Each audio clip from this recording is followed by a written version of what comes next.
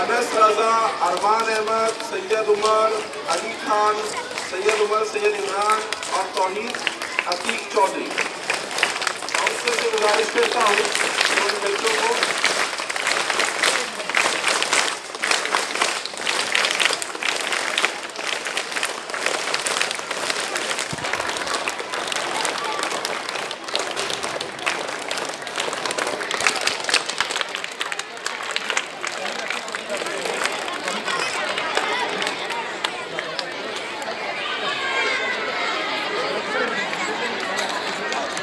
तौहीद Atiq Chaudhary certificate और medal national player council ये पूरी गाने की थी। वो थर्ड प्राइज सैयद उमर, अली खान,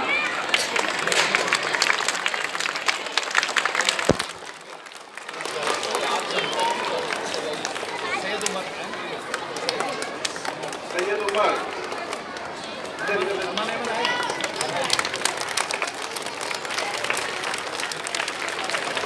अरमान अहमद,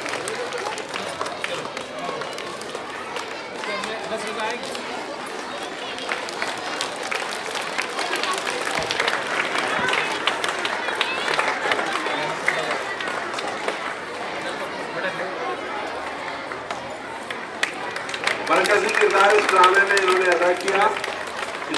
पूरी टीम को मुबारकबाद पेश करते हैं। इसी के साथ कव्वाली के जो इवेंट्स हुए थे इसके इंचार्ज जुबैर काजी सर और रफीक सर थे।